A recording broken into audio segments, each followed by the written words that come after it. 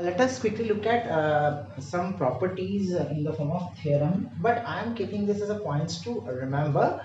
Okay, whenever you multiply any matrix A with its adjoint, it is, I mean, what to say, it can be the other way around, commutative. That means it can be written as Hj into A. In turn, it is nothing but the multiplication of the determinant A into I, where I is the identity matrix, which you can verify for yourself. Okay, sometimes it is asked in the examination to verify. Secondly, I put a star mark. A square matrix is said to be singular if the determinant of A gives you 0. If the value of that particular determinant is 0, such square matrix we always call it as singular.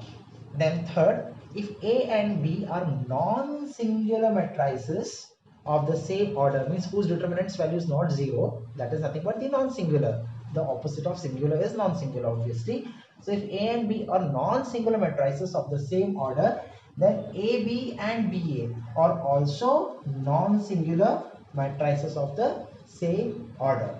Then this is also a very prevalent question in the board examination. With the help of some example, this can be shown. Means they are asking it for 1 mark, or maybe in the objective. If A is a square matrix of order n, then whenever you find the determinant of the adjoint A, means A is a square matrix, you found the adjoint by transposing the cofactors and all, and then again if you are finding out the determinant of that adjoint of that matrix, it is nothing but equivalent to the determinant of that A raised to the power n minus 1. You have to subtract 1 from n, and what is n? It is the order. The order can be 2 by 2, 3 by 3, 4 by 4, and so on.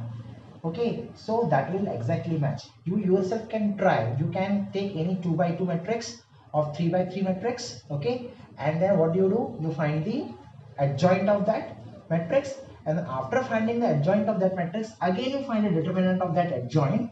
Okay, keep it aside, your answer will be there.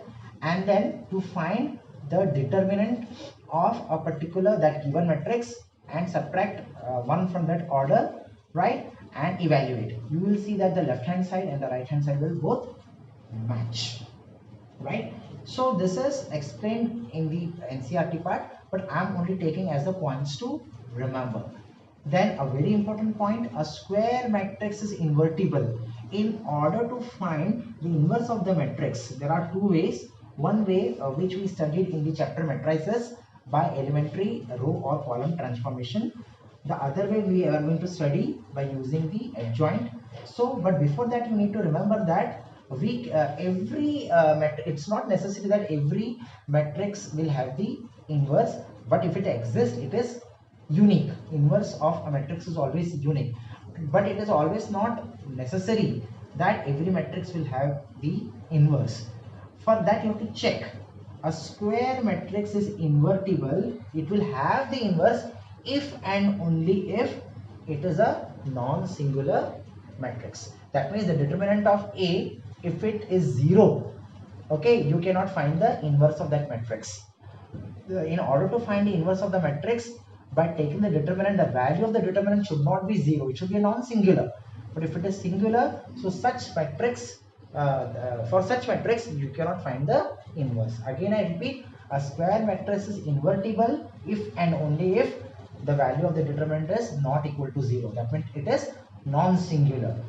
Okay, so in order to find the inverse of the matrix, the value of the determinant of that matrix should never ever be equal to 0. If it is equal to 0, then such matrix will never have the inverse.